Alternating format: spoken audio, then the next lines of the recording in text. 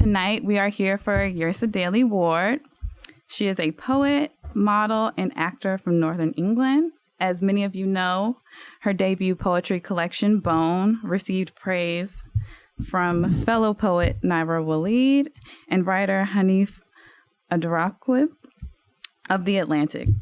We are here tonight to celebrate the release of her new lyrical memoir, The Terrible, expressing her experience of growing up under her grandparents' home, who are devout Seventh Day Adventists. So please give her a warm welcome.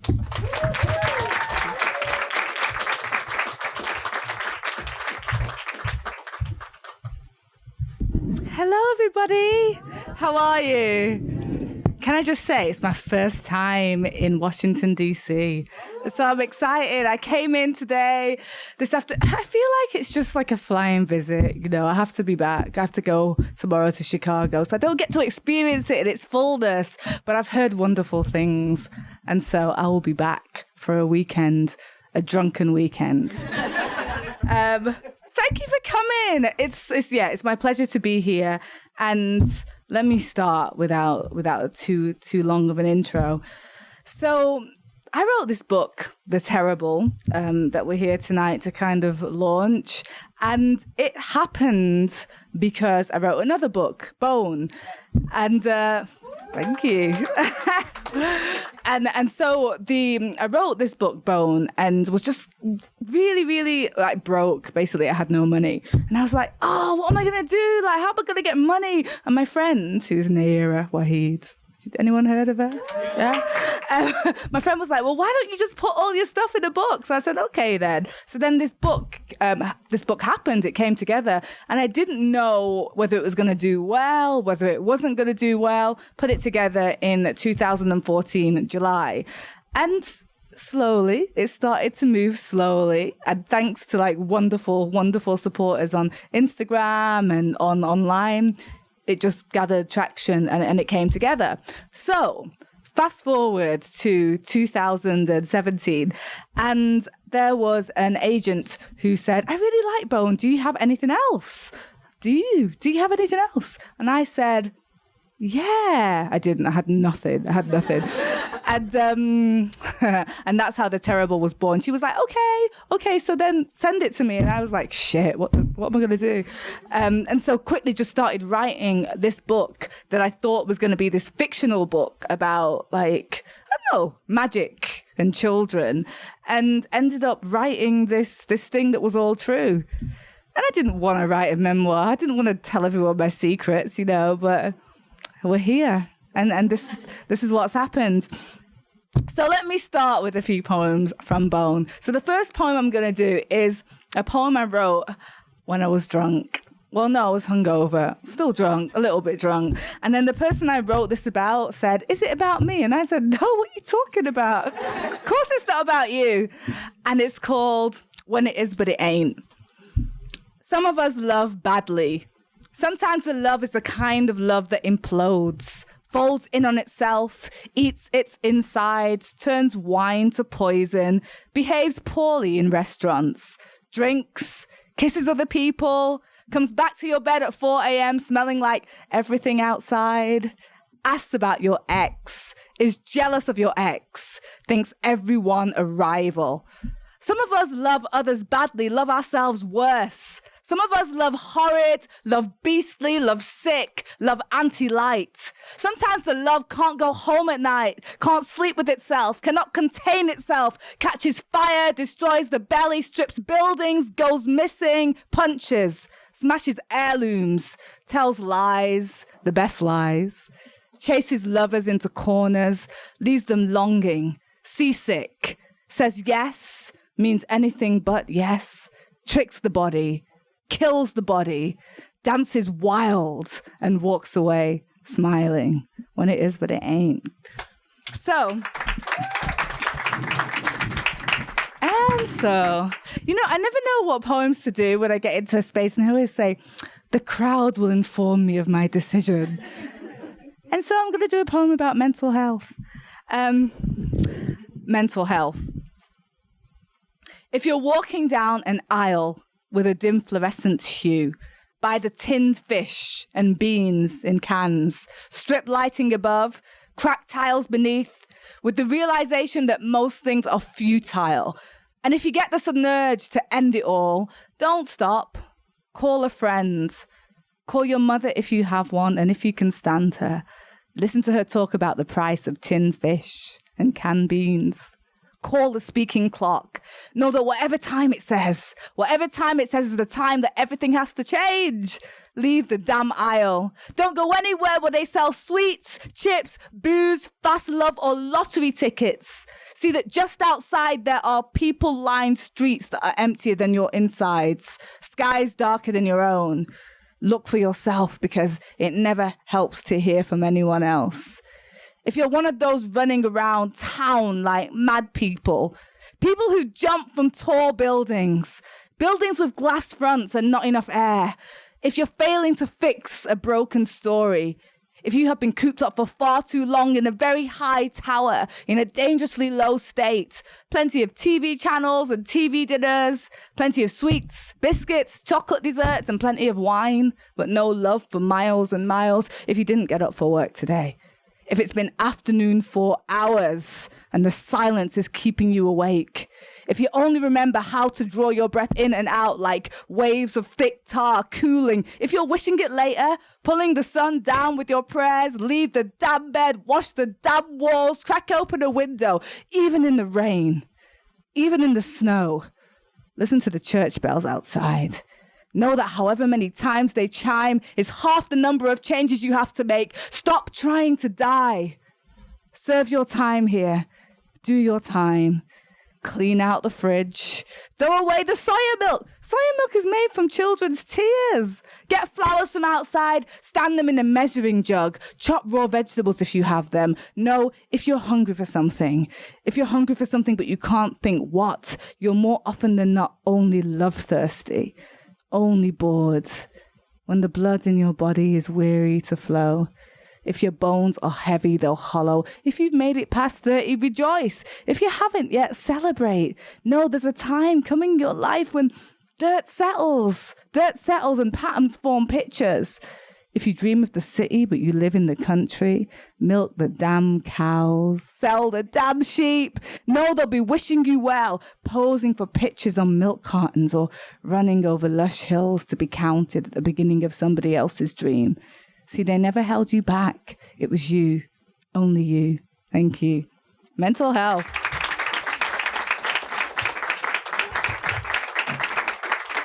So the reason why I've got a book in the first place, and I'm telling all my secrets, my deep, dark secrets, is because it's my belief that everything super negative can be transmuted into positive. So actually, as shitty as your life is, it can become that good. You know, it's like a puzzle, invert, you know, goes up like that. And one of the poems that I think talks about this is a poem I wrote called Poetry. I'm really good at titles. I wrote a poem called Poetry. Poetry. No one is saying anything at the dinner table tonight because everyone is too angry. The only noise is the sound of fine silver on bone china and other people's children playing outside. But this will give you poetry. There is no knife in the kitchen sharp enough to cut the tension, and your grandmother's hands are shaking. The meat and yam stick in your throat, and you do not dare even to whisper, please pass the salt. But this will give you poetry. Your father is breathing out of his mouth. He is set to beat the spark out of you tonight for reasons he isn't even sure of himself yet. You will come away bruised. You will come away bruised. But this will give you poetry. The bruising will shatter. The bruising will shatter into black diamonds. No one will sit beside you in class. Maybe your life will work. Most likely your life won't work at first, but that will give you poetry. Thank you. Poetry! And so, this is how the book starts. It starts... I wrote this book, and the only person I cared about, because everyone's like, aren't you scared about all the people in it? And I thought, no, not really. The only person I person I cared about was my little brother, who is like the constant through it. And so the book is really unwittingly a long kind of love letter to him. And so when the book was ready, I gave it to him. I thought, oh my God, he's gonna be really upset because it's all his stuff. Are you happy with it? If you're not happy with it, I won't publish it. Gave it to him, and he was like, yeah, no, go on, fucking do it. So I've done it. So this is the prologue. My little brother and I saw a unicorn in the garden in the late 90s. I'm telling you, neither one of us made it up. It was as real as anything else. Sometimes when the world around us grew indistinct, when facts would blur into less certain things and frightening things looked set to occur, the two of us could see clearly into the fourth dimension. So when Linford James was on the ladder at midnight, banging on the windows and shouting at Mum, and later, when the colour in his throat deepened and they were nose to nose, neither one of them spotted the unicorn. Adults went about their lives missing beauty all the time. Little Roo was 6. I was 10. The unicorn strode a couple of majestic laps of the garden before vanishing completely into the rosebush. The fourth dimension was our only explanation for this. We weren't dreaming. That night, Mum called the police. The next evening, Linford was sleeping in her bed again, snoring the walls down in his frightening manner. The unicorn wasn't the only strange thing, though. Living up in Chorley, up in the northwest of England, we were closer to the sky than most. What luck. My brother often saw things written in the stars, signs, facts, and other things. I'm telling you, he knew why adults said the things they said, and why they didn't mean the things they said, and even less what they did. Sometimes it wasn't answers that my brother found, but entirely perfect questions. A genius, my little brother. That's the prologue. So then there was this ongoing question as I grew up, and my mum sat me down when I was around 6 and said, this guy, Dad, is not your dad. So I said, okay, who's my dad? And she said, your dad is a Nigerian. And I was like, a Nigerian? What's a Nigerian? She said, a very, very special thing. So we were living with this guy called Linford, who we didn't like. Linford didn't like us. It was fine. Nobody liked anybody. And my brother and I had this song that we made up about, obviously you never heard it, that we called Dad. Secret song for Linford James, a.k.a. Dad, by Little Roo and I. Dad is bad and we are mad. We are glad when Dad is sad. Dad is mad when we are glad. When we are sad, Dad is glad. Mum let us in on a new truth one evening. We were sitting in the back seat of her car, waiting for the bingo hall to open so she could collect her winnings. Once she'd collected £157 from the payout desk, she sat back behind the wheel and sighed and lingered, one hand on the steering wheel, the other running through her hair. You know, Sonny, she said, eyeing me in the mirror. I nodded. She tossed her head back towards my brother. That's his real dad. Mum chewed and popped a stick of strawberry gum. The car was filled with the smell of it. It made sense. A few years later, Sonny was a guy who used to hang around our house, and he was one of the DJs at the local Caribbean club. He spoke with a raspy voice and swore a lot. One night back then, when Mum was working a hospital night shift, he took me to work and left me to play on the dance floor. That little girl is too young to be in here, a woman gasped. Have you no shame? That little girl ought to be in bed. Fuck off, said Sonny, who was standing by the DJ booth, drinking rum from the bottle. Find a man and mind your own damn business. Back in the car, my brother looked worried for a little. But I don't know, Sonny, he said. No, said Mum, nobody does. My brother seemed happy with that. I wanted to ask more things, but Mum started up the car and asked me to please be quiet. Sang along to Mercy, Mercy Me by Marvin Gaye. She couldn't carry a tune, though, not for anything.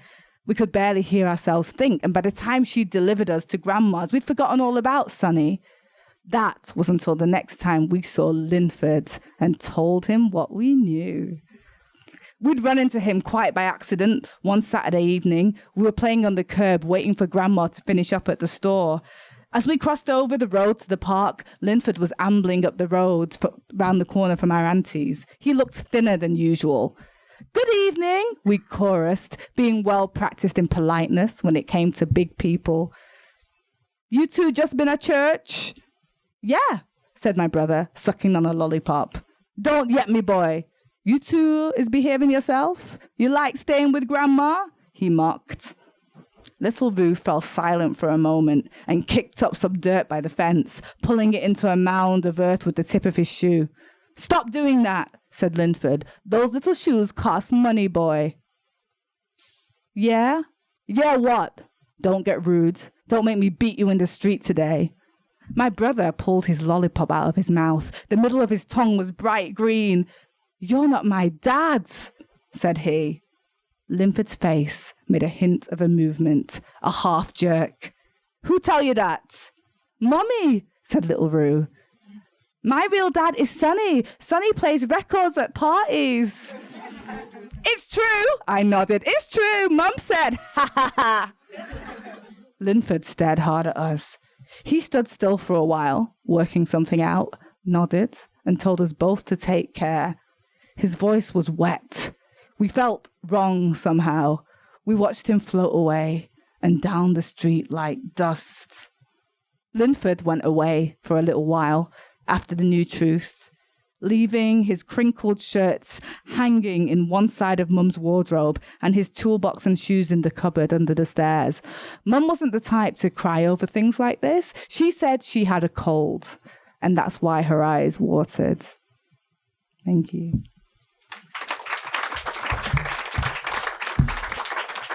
So shortly after that encounter, my brother and I found ourselves living full-time at my grandma's. And my grandparents are very strict Seventh Day Adventists. Anybody else SDA? No? Does anyone know who Seventh Day Adventists are and what they do? You know about Seventh Day Adventists. Are you a Seventh Day Adventist? Oh, so you know. You know. So, yes, so it's a very strict Christian fundamentalist religion. It is, they say it's quite close to Jehovah's Witness and I guess Mormons, if you were to like meld the two together, but actually not like either of them. But in terms of strictness, that's where it is. And my brother and I were sent to go and live with my grandparents, and we had a lot of strict rules to adhere to. All of a sudden, we were thrown into this really, really super, I guess, stringent set of rules. And we were allowed to go out on 2 occasions. The first, we had to witness in the market square. So every Saturday night, because Saturday is our Sabbath, we had to go and stand in the market square and convert passers-by to tell them about the second coming of Jesus. And don't you know, you will burn in hell soon if you don't listen to us, if you don't pray, and if you don't adhere to the Bible. The second thing we were able to do, and this was the only thing my brother and I were allowed to do alone, is knock on the door of everybody that lived around us, and we were the only black people in our neighborhood. Knock on the door and ask them to donate money to starving children in Africa. The church was behind this. And this is what happened on one of those days. "Do you think," asked my brother, hands on little hips, "that Mum doesn't love us enough, and that's why we have to live with Grandma and Granddad?" We are going door to door, collecting for worldwide Advent missions. We are head to toe in denim shirts and jean sets, and we're matching. I nod my head. I think Mum loves us a little bit, but not as much as other people's mums. Is it because we're black? Granddad says that the world hates black people. No, because the people at church are brown and they are with their mums, and Mum is brown too. Granddad says that we're black, not brown. No, coal is black. Night and evil things are black. Brown sounds better, little Ruth. Say brown, okay? Okay. A teenager with deep-set eyes and a shaved head opens the door and yells at whoever is in there that there are 2 gollies on the doorstep before pounding up the stairs. The next thing we know, his parents are staring down at us. In his sweet little voice, my brother launches into a perfectly rehearsed, "We're collecting for Adventist Trust. Would you like a postcard or a fridge magnet?" Their faces relax a little and they shake their heads no, but they give us 50 pence each anyway. The lady is clutching a gold cross on a pendant around her stringy neck. They ask us if the children on the leaflet are people we know, and we lie and we say, yes, they are all our cousins. They ask us whereabouts in Africa we're from, but my brother doesn't know, and I lie and guess at Nigeria, but I'm not sure if I said it right. We don't look like the children on the leaflet, but the couple don't seem to notice. They tell us our English is very good and say they feel so very sorry for the third world and all of its problems. It's because your leaders are corrupt, the man says. They just won't govern themselves properly. They want all the money and power for themselves and they don't give a shit about you people. Shame. We say thanks for the coins. And when they shut the door, I'm feeling dark red things and I don't know why. I spin around to my brother and I tell him, Mum is destined to go to hell, straight to hell, because she's a Jezebel who had children without being married, and neither one of us know our fathers. And also she's a gambler because she plays the national lottery, which is a massive sin. I'm angry with Mum a lot these days because we love her so much and we never ever see her. On Sundays, my brother and I stare out of the window, counting every white car that goes by, all the while hoping that she'll take us home to stay. That evening, we make £12 from the people in our area. The best day yet. Even better, we get home and Mum is there. There are tight knots in my tummy. There is wind in my body whistling through the loops and the twists. I can hear it. I want to seem mature, and not too excited to see her standing there. But it's difficult. It's difficult because she always feels like a dream. I inhale. I blow out. I squeeze my buttocks together to stop the air escaping. She looks superstar brilliant.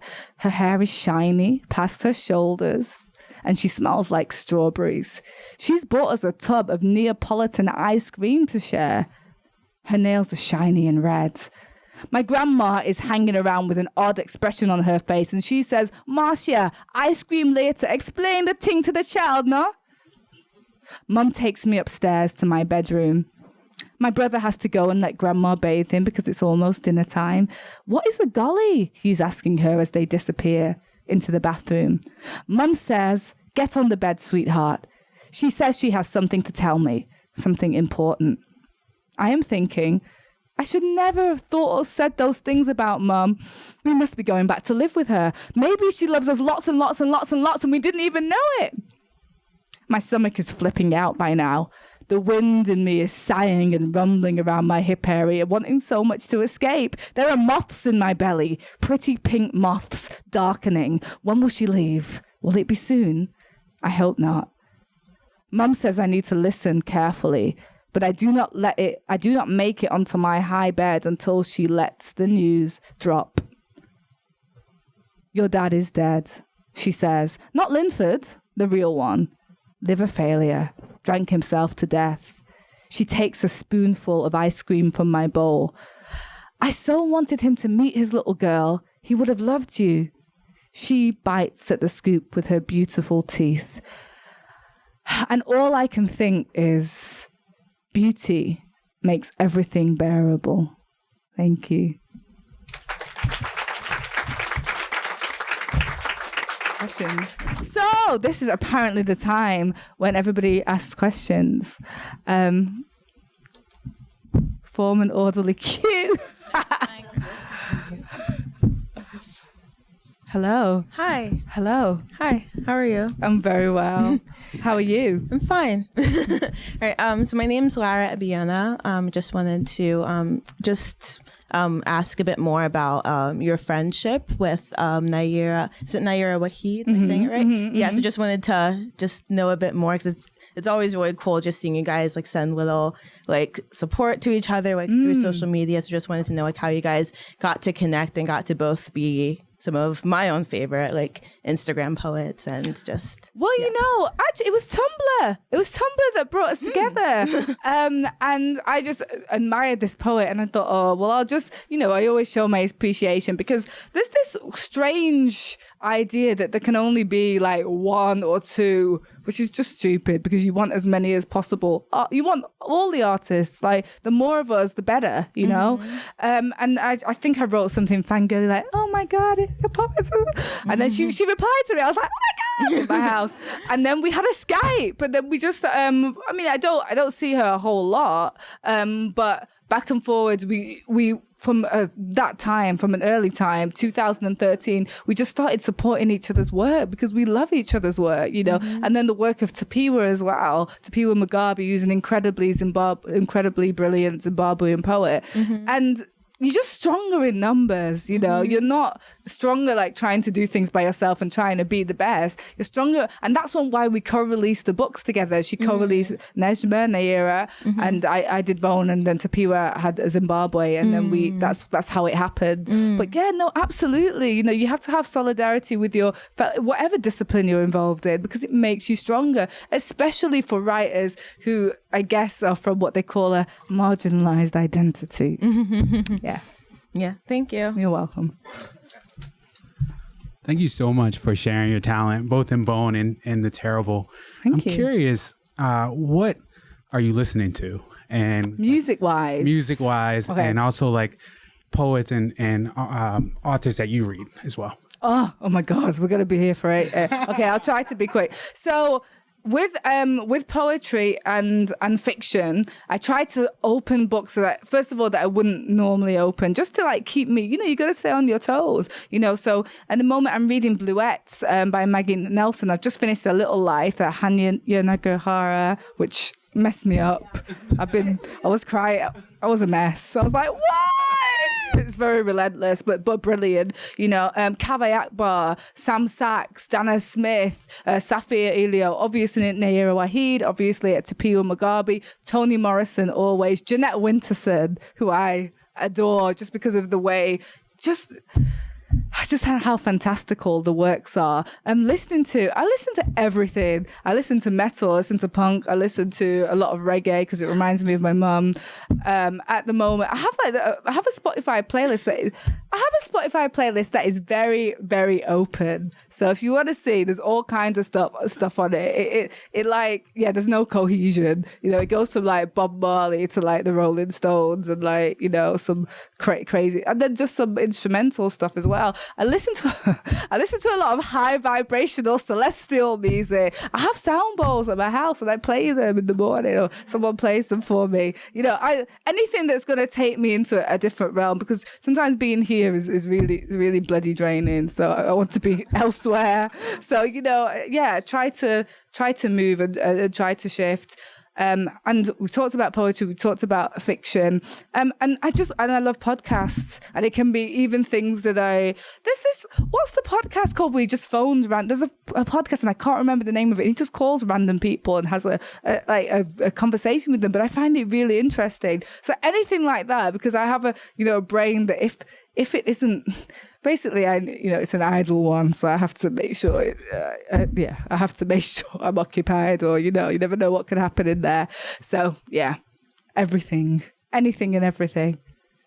Do we have any more questions? Yes. Hi. Hello. How are you? I'm so well. Good. So first of all, your energy is just so contagious and beautiful. Thanks for being here. Thank you so much. And I love you. I love your work. I'm so excited to get you to sign The Terrible for me. I haven't bought it yet, but I will buy it. And I wanted to ask you, so your journey in order to, get to, well, maybe not where you are, but in order to start writing. So I write. And how was this journey shaped? I mean, it sounds like there was a lot of tragedy and trauma in your life, and I'm sure it might have been an outlet. I don't know. Did you start reading specific authors, or did you just kind of like started right? I mean, like, how did it shape to maybe a little before Bone or? You know what? I actually believe that everything happened how it's supposed to. So when I look back at anything, it doesn't read as tragedy or trauma. Yes, some things were difficult, but actually, I'm happy that that they were like that, because if anything had been different, I wouldn't be here now speaking to you. So it's supposed to happen this way, and I feel very lucky that even like those things that were, I was like, God, why? It's for a reason. This has led me right here. The trajectory is this. Like, I feel like it finds you. I feel like if you're not putting up too much resistance and you actually relax, because sometimes we try to chase things too much and it doesn't happen. I have good experience with that as well. It will find you. So if it's words that have got to find you, if it's the book that's got to find you, you sit down and you allow yourself to be the conduit or whatever, and it's going to come out, you know, because that's how life works, and those are the laws that of the universe and or of God, or however you want to put it, that you put yourself in that place and you just remain open. You remain open even when horrible stuff sometimes happens. You remain open, and it will happen. It will find you, and you'll think, God, how am I here from last year? And that's because you allowed it. And yeah, I'm living testament to that, because I did not expect any of this to happen. I just, it was one step after the other, after the other, after the other. There was no game plan. You know, I just had to be soft and let it come through me. Thank you. You're so welcome. And was there was there any specific author that inspired you a lot? There are so many, but there are always authors. Do you know what? I think Alice Walker is one of the main ones, because Alice Walker, when I was little, and I read her when I was really young, and gave voice to things that I didn't know people were allowed to talk about. So I was like, oh, wow, you're talking about sensuality between women, and you're talking about, you know, you're talking about sex, and you're talking about violence in the home, you know, things that, you know, I'm from a Jamaican Seventh Day Adventist background. We're not supposed to talk about things. So the moment I knew that was okay, everything was open. Thank you so much. You're so welcome. Hello. Hi. Hi, I'm Jamise. Hello, Jamise. I'm a low-key stalker of you. That's all right. I like stalkers. But I have to say that I first discovered you when you, on social media, you said, the more I read, the freer I feel. Yeah. Yes. Yes. And so that's kind of like my quote on my personal Instagram page. And I just wonder the process of how, do you know the power of your words? You literally will write 2 sentences and it will say as much as the entire book. And I appreciate that. Thank you. I wake up in the morning and read a devotion from the Bible, and then I will read something from Bone because it's on my nightstand. And so I just want you to know the power of your words, as simple as they may be. You also said, find a lover that buys you books. Yeah. Right? Oh my God. So I'm just wondering, where do you get these just one-liners or 2 sentences? Did you just wake up and you just produce them, or? Well, no. The things I want a lover that buys me books. I do too. So when it happens, I'm like, oh, if only, I'll put it on Twitter. If only, you never know who's listening. No, seriously. I mean, someone might be like, I am the lover, I will buy you, but you don't know. So, you know, I put it out there. But honestly, that's, for me, that's bliss. You know, that's bliss. You know, constantly being fed. You know, but art, and it's a medium that I love. Even if it was films, even if it was music, but someone who would pay attention to you like that. And so I do it for myself. You do it for yourself. You know, because you don't say much. No, right? No, it's so beautiful. I'm not. Yeah, and in real life, this is real life, I guess. In a real life, I also don't say much. I'm not a huge talker. It comes out here. That's where it comes out. Thank you, Jamise. Hello. My name is Lorenzo. I'm pretty sure, like everyone here, I am a really big fan. It's weird how I kind of came to your work. I actually came to your work through Florence Welch, which was kind of like awesome, like Florence and the Machine, yes. And between 2 books, and then following you, and then and you kind of helped me put my work out there, which was which is really inspirational. But my question was, your memoir, it says that it's a lyrical memoir. And I know that when I write, like, it's funny how you were talking about your playlist. Like, when I write, I kind of listen to music. That's kind of like what gets me. So do you listen to music when you write, or do you like, I don't know, it's weird to me. Like when I listen to instrumentals, like words kind of link up with that. So do you do that? And also, what's your remedy for a writer's block? Okay. So I love instrumentals, but actually I write in total silence, and I write at the top of the day. But I'm like really heavily influenced by dreams and the dreamscape. So you're like, oh, everything's possible. You know, you're all floaty. Then you start writing it down, and a lot of like the text in The Terrible is stuff I wrote when I was like only half here, and some of the stuff in Bone I like to write from that space, because it's before the editor and the critic in me is awake saying you can't write that's rubbish. It's and because it doesn't all have to make literal sense. Some of the most beautiful stuff is the stuff that's there. That's like they're there before you've got time to mess it up by getting in the way, and we get in the way of our art all the time. We do. And so the trick for writer's block is the same thing.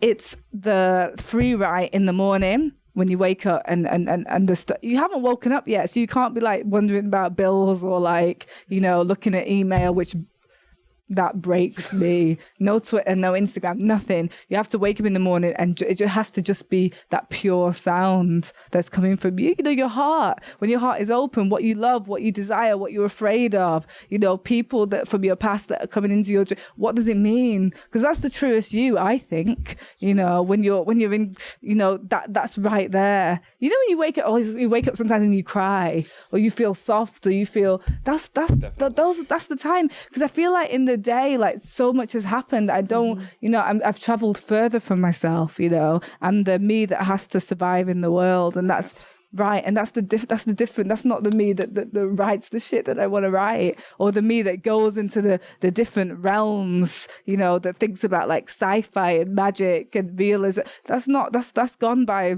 God, that's gone by 10 o'clock. So I have to get it quickly in the morning. Definitely. But yeah, absolutely. Did that answer the question? It did. Okay, good. Thank you. Hi. Hello. I'm so in awe right now. Sorry. Anyway, so yeah, I'm Dana, and Hi, I'm Dana. Jamaican. So I love that you have like the Jamaican background, and also I love that you talk about mental health. So I wanted to know the two things in the Jamaican community, and like even Nigerian, in general, we don't really talk about our mental health. So what was it like for you when you're exploring, that aspect of yourself, and like what was that journey like? If you came, it feels freeing, because anything that's ever stopped me in life is my mental state. Like the only thing that's stopped me from getting up, doing the writing, doing the work, exercising, eating some days, if we're going to go further back in time, is the state that my mind was in. I know if my mind's right, I can do anything. If my mind's not right, I can't do anything. So I have to make sure my mind's right. So I have to do certain things to ensure that. And that's the things that I do every single day. Because if I don't, I feel it slipping. And maybe I can get away with 2 to 3 days. And when I say, the things that I do are like meditation, or like gratitude journals, but I have to do that quite religiously, for want of a different term, because I have to remind myself why I'm here and what the purpose is. When I go away from that, things start to get a bit dodgy. So I have to keep myself centered doing that. And I like to talk about mental health because it's something that everybody deals with, and within reason. There are different ways in which we deal with them. Some people feel like hopeless. Some people just feel, I don't feel quite right today. But everybody, and as Jamaicans, it's so strange that we don't talk about it, because we always say we feel things out in our spirit. We'll say, my spirit not take her, all that kind of stuff. My spirit didn't vibe with that person. So it's very deeply about the gut and the senses. But then we don't want to talk about when the main thing that keeps you going fails, which is strange. So talking about this to me is liberation. It's the truth. And when you talk about the truth, as ugly as it is, you gotta you're gonna find allies, because that's what we all need to be doing right now. Talking saves people's lives. It saves people's spirits. So that's what I knew I got to do. Ooh, thank you. You're welcome. Any more questions? Good. Yeah, sure. I'm interested in the title, The Terrible. Woo! Okay, I'm glad you asked that. So the title, The Terrible, the reason why I called it The Terrible is like a personification of all the things. Because I noticed I moved around the world a lot, right? Trying to say, oh, this place will be better, this place will be better, this place I'll feel better. And yeah, it's better for a couple of weeks. And then something comes, gets into bed with you at night, tries to knocks on your door. And it's the you that you're not dealing with. So the terrible is a personification of that part of you that if you don't deal with it, it's going to come for you, So it can be grief, loneliness, despair. It can be an eating disorder. It can be depression, anxiety, addiction. It can be any one of those things. It could be, severe loneliness, It can be trauma. So the terrible to me is it's almost like a monster, or a little animal, or maybe a human, or a part of yourself that will just keep coming, knocking on your door until you greet it and you go, this is, okay, I have a problem with you, and this is why, and this is how we can trace it back. So it was kind of a tongue-in-cheek thing. It's the terrible, but it's not always terrible. Sometimes it's full of light. Were it not for the terrible, I wouldn't have a book right now. So, it's something you've got to make peace with. And that shadow part of yourself, that difficult part of yourself could also be your best friend, could also be part of you. You just got to tame it and you've got to address it. So yeah, the terrible, this monster that can be a fluffy pet, that can be a companion, that can be tamed, that can be you, the terrible. Hi. Hello. I'm wondering if you can talk a little bit about the distinction between the way like Instagram writers, Instagram poets, and like poets are presented or talked about in the media or by reviewers, or just like the way you perceive that designation. Well, there's no distinction, is there? I am a poet, and I put things into little squares on Instagram, and then they call me an Instagram poet. So I say, okay, great, I'm an Instagram poet. I love the fact that like Instagram has made it easy for young people to find poetry accessible, because it has been really boring. If I thought about how I was taught poetry in school, I would never, ever want to write poetry again. So there are some people who will use the term Instagram poet as a device to kind of, diminish what we do. And that's fine. They could do that.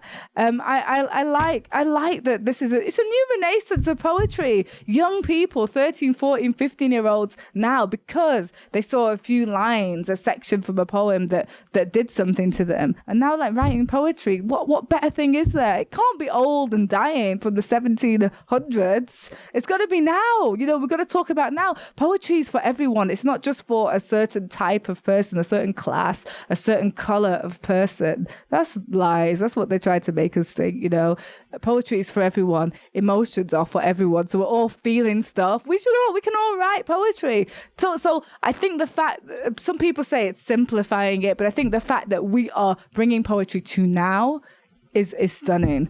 And if they want to call me an Instagram poet, I'll be an Instagram poet.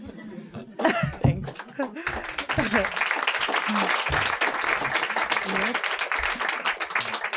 We have time for one more question, if anybody has one. One more question? Oh, love. I wish I knew. Every day, I allow myself to just, I'm writing 10 million things at once. So I have all these little folders on my computer. This might be the next thing. This might be the next thing. But I just try to be inspired and be as on it. I tried to write something that I thought I was supposed to write. And it just doesn't happen like that for me. I've just got to write what I want to, what I feel. And so I have ideas. We will see. We will see what happens. We'll see what happens. I don't know. I allow myself to be surprised often in life. Hello. I had a question. Hi. What's your name? Mila. Okay. Nice to meet you. I guess I just wanted to, I read The Terrible. I guess to just be honest about that. I've read The Terrible, and I just wanted to know, I feel like sometimes I've had that question from a few other people, and I like bite my tongue to not want to tell them.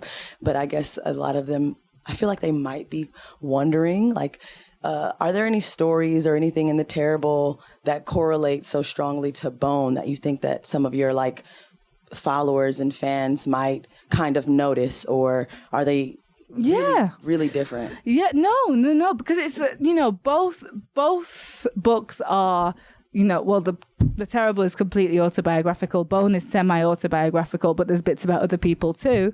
But it's almost like you could pull Bone out of The Terrible. I talk about things that Bone is full of like love poems, set in South Africa where I fell in love a few times. And then The Terrible talks about going there. Bone talks about discord in the family. The Terrible, the first third is about that. Bone talks about love. It talks about depression. It talks about sex. It talks about sex work. It talks about lots of things. The Terrible talks about all of that. So when the same person writes that, it could be a pull-out insert, but the two of them, they stand on their own as well. So yeah, I couldn't stop. When I started writing The Terrible, and I realized I was, to my horror and dismay, that I was writing a memoir, the dreaded M words, I couldn't then take it back. I couldn't say, well, I'm going to write this, but I won't write this. I have to make myself, very appealing and wonderful. No, I had to write the dirt and the grit, and there's a lot of dirt and grit in there. Had to do it. And yeah, so they do, you can tell it's definitely the stuff in Bone is definitely the same person as The Terrible. But as with anything, you grow as a writer, so you change. So the voice is different, and then it's the same, and then it's different, and then it's the same. It's there are many scenes in it, and it comes from all different angles. I write in the first person, the third person, the second person. I write in the present tense and the past tense. So it's like a multi-angular view of what's going on, but same girl. All right. Well, everyone give a round of applause to Yrsa Daley-Ward.